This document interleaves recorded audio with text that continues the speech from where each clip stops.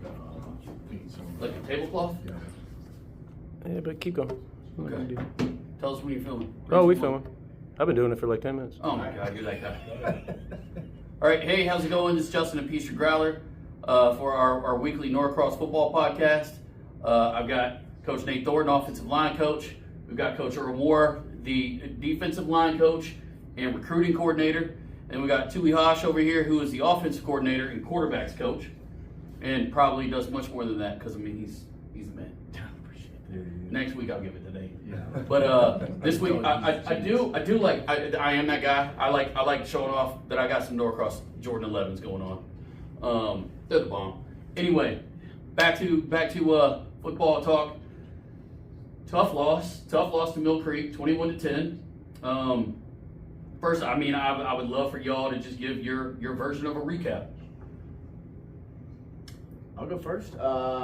Offensively, we started very strong, and then as the game went on, really the second and third quarters, we kind of ran into a rut, whether it be execution or maybe self-inflicted penalties. But, at the end of the day, I think there was a lot of good to build off of, and we're excited that it happened in the second week of the season and not the 12th week of the season. So we can fix these mistakes now and get ready for, a good Walton team next week and then region play. And ultimately, our goal of winning a region championship and making a run in the playoffs. We can't do that if this happens week 12. But now that it's happened here, we can, man up, face the problems, fix them, and get better from it. Right on. Yeah, defensively, I agree with Tui. The mistakes that we made are very fixable. Going into Walton week, I think we're going to be a whole lot better up front than the things that we did against Mill Creek. We're going to do again. So we played well enough at points, but we didn't put together a whole four quarters, and I think that was the issue. Our kids always play hard on defense. It's very physical. We showed that the way we hit those guys. We just didn't put it together when we needed it throughout the entire game. So I expect us to fix those mistakes and be better next week. I mean, it was a battle. I think that if you look at the history of us playing Mill Creek the past few years, it was a different kind of game. Very physical on both sides, which it always is. But final score 21-10. They scored with 4 minutes to go in the game. Yeah. So you're talking about 14-10 ball game. We have a couple of times in the fourth quarter when we finally did start getting the ball moving again there in the game that we had opportunities, and it was anybody's ball game late. So we kind of harping on the fixable mistakes and those kind of things. If you look at the highest classification in Georgia football the past 2 years, the state champ has not been undefeated. You learn through these games and through these situations. We're turning 4 starters on offense. That's 7 guys that are learning, and I think if you look at the progression each week, we're headed in a good direction. We just got to make sure that what we learn sticks at this point. Right. No, I get it. You can't all be 1993 WE football 15-0, number 1 in the South, number 3 in the country. That doesn't happen every year. No. So we're entering a bye week. So what does a bye week look like for y'all, especially with it being a holiday week? You want to make sure that when you go into the game week next week, everybody is fresh. So we're really focusing on fixing those mistakes from last week, but also making sure everybody's got their legs up under them. So we're not like banging during practice, not a whole lot of hitting going on, but we still want the guys moving, working out some of that soreness and stuff. Yeah, just making sure that we're still ready to go on the same page. I think right now, after a tough loss like that, you can see some people frustrated, but just getting everybody back on track and seeing, what we see. There's a lot of good to build off of. We just need everybody on the same page and move in the right direction. Right on. So in a bye week, do you give what especially with it being right up on holiday weekend, the players get Friday off? Do they get Monday off? Because Monday actually is really the beginning of the next week. So, I feel like that's probably a harder one to get off, right? But then again, it's a holiday weekend and the world's changed. When I was a kid, we practiced our coach didn't care. The only day we weren't practicing was Saturday. And Sunday we were watching film and all that stuff. So, it's different now. How does that work? Do y'all, what day, if a day is given off, what day is it? Our head coach was Yeah, actually we around when know. you were playing, so Yeah. nothing changed. We'll be practicing. Yeah, I mean, we'll we see practice there. Thanksgiving Day. Like, Yeah. we're Yeah, in nothing the new. playoffs, we practice We Thanksgiving Day. took Monday off coming into the bye week. Mhm. We worked hard yesterday, today, a little bit lighter tomorrow. We got a big JV game with North Gwinnett tomorrow. Nice. So our younger guys are still What playing time? this week. 6 o'clock tomorrow At night. Norcross? At Norcross. 6 o'clock, Norcross, North Gwinnett. So JV game, let's go. that's a big one. We'll give them Friday off, but Monday morning, that's always a hard one. Labor Day, Monday morning, we're practicing. Nice. We're getting ready for Walton. Like it's time to go. So I think we're there 7. Now, y'all practice in the morning? Because, I Yeah. mean, I know that there's hours, so I'm not going to get into all that. I'm sure that you follow rules, just like my coach did, right? But, that's to a player. I remember those, man. That state, you're like, dang, man, it's been a long weekend, and it's been nice, and then, or it's supposed to be, but I'm here at 9 a.m. I feel like I'm going to school. That's not just the players. Not just the players. I would say the good thing about Labor Day weekend is, or from our standpoint, right? I look forward to having that college football game on Sunday night.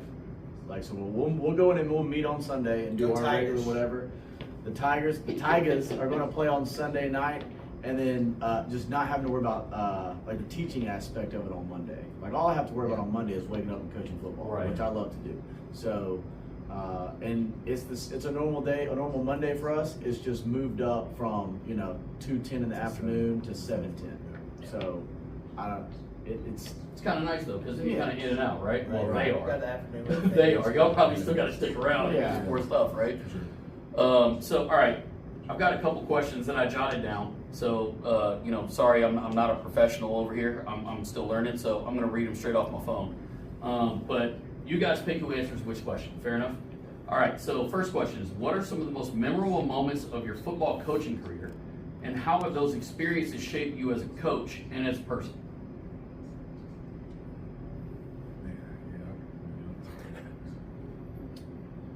I think for us, Norcross, we all came in about the same time. We came in almost the Same same time, year, same same time, year, yeah. yeah. Same year. So I think, that 2020 season was special. We went 13-1, we were 13-0 in the state semifinals. But everything wrapped around that as well. It was COVID year. We practiced for 6 weeks before they ever let us play football. And then we got the season in, we got the season up and going. So it being different, but also just that entire year and having that experience, because we came in after, the 12 and 13 championships, but that's been the run we made. So I don't, it's probably the best memory so far because we were all there together. It was a good run. Those kids still come back around. It was good to see them because they're all, a lot of those kids are selling in college now. We can see them playing. So that's been the most fun so far. Okay. What do you think sets apart the best football players from the rest, and how do you work to improve your players? Well, ability, like you have to actually be talented first and foremost. I mean, it's easy to say, well, this kid can do this, this kid can't do this. But at the end of the day, a 5-star kid has size and he has ability. What sets them apart is a mentality. You got to have a mentality of, I'm gonna work as hard as I possibly can and do what I have to do in order to get where I want to go. Some kids have the ability but don't have the mentality to grind out the work.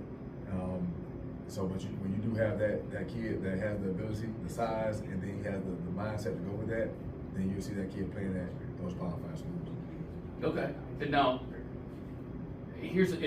by writing that question, I will tell you where my mind was, right? Is that the hard work kid when I played, right? Like my coach used to say, I will play the hard work kid before I play the 5-star kid because I want my 5-star to do that work. So, and he was like, my job, now granted this is 1993 through 1996, so it's a totally different world.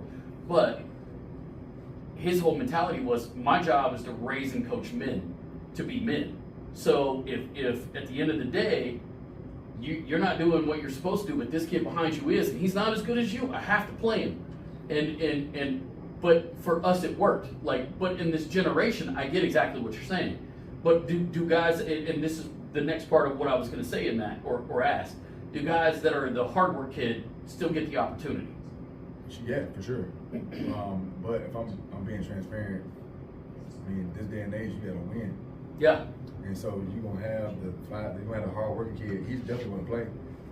But if you have that kid that's a 5-star kid that's super talented, I mean, he's gonna play. I can add to that too. So we're in a situation that's unique in that, let's take this situation. You've got a 5-star kid. We play against 5-star kids every week. And so if our 5-star kid is not putting in the work, we don't have to worry about, our hardworking kids showing up and teaching them a lesson. Like the opponent's 5-star kid is going to teach them a lesson. That's fair. I mean, there's rarely a week where we don't have to bring it. Even like teams that haven't been traditionally successful that we've played in terms of like wins and losses, they've still got guys on their team that play Power 5 football. So, you've got to show up every week, and if you don't, the guy across from you will embarrass you. It's just a true statement. That is very true. And as an athlete, I didn't learn this until I was an adult, but I still have this mentality. There's nothing worse to anybody who's ever played sports than being embarrassed. Like, being embarrassed is a whole different thing than just failing.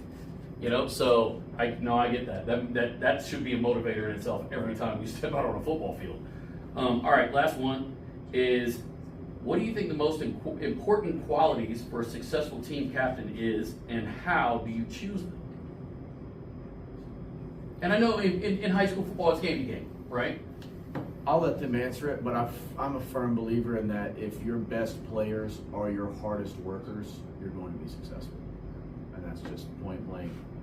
I think Nick Saban said that. I won't give him credit for it, but I heard it and I believe it. It's the fact when, like 2020, we just talked about that year, our best players on the team were our hardest workers, and they set the tone from the jump. It didn't matter if it was a Labor Day practice when you didn't necessarily want to be there, or if it was a Wednesday in November when it's 10 degrees outside. Our best players were our hardest workers, and there was no doubt about it. So So I guess the thing I would say with that is, from a captain standpoint, you want to see people that actually work. So when they put in the work, then the other guys will follow. You can't have somebody that doesn't put the work in and then want to stand up and talk. People won't really listen to that. Right. So you work your hardest workers that knows how to communicate without being a butthole, so to speak. Right. Sometimes you got to get into your players, but if I could talk to my peers in a way so they know I work my tail off, they'll actually listen to me. So that's one of the things I would definitely look for as far as being the captain. Awesome. Well, so, all right, since we don't have a Norcross game this week, what college games are you looking forward to, and where can we find some of y'all's players this weekend when we're watching college football? Zakai Barker, Yeah. ECU, Trey Goodman, UTEP, Yeah. Jalen Garner, Houston, Zion Taylor's at Georgia Tech, Yeah. Lawson Lucky, UGA. Yeah, we know Lawson. I mean, Yes, I'll be at my that game. dog. Go Dogs. Yeah, man, I actually, shout out to my nephew, plays baseball at Clemson. We'll actually be going to that game, so we'll be there as well. All right, come and find me. Let's have a little bit of banner before the game. Oh, for sure. Any other games? AJ Watkins last year, he'll be Jacksonville State, State. yeah. He's just an athlete. You'll never know where you see him on the field. That's kind of like with us. And we're forgetting somebody, but there's so many. I mean, I'm sure. Antonio Mulder. at Coastal Carolina. Yeah, we got guys playing D2 ball at Morehouse. So yeah, we got guys everywhere. That's got honestly the everywhere. fun part for me is that's why I have ESPN Plus. I pay extra, Yeah. is because I love watching those dudes get after it. Yeah. Like it's fun for me to watch those dudes grow up and still ball. Yep. That's what it's all about. Well, guys, thank you again for coming in this week.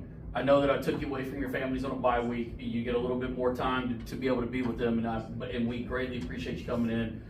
We are Peachtree Growler, and follow us on YouTube, Facebook, InstaFace, whatever it is. Just come and find us. All right, appreciate you. Thanks, guys.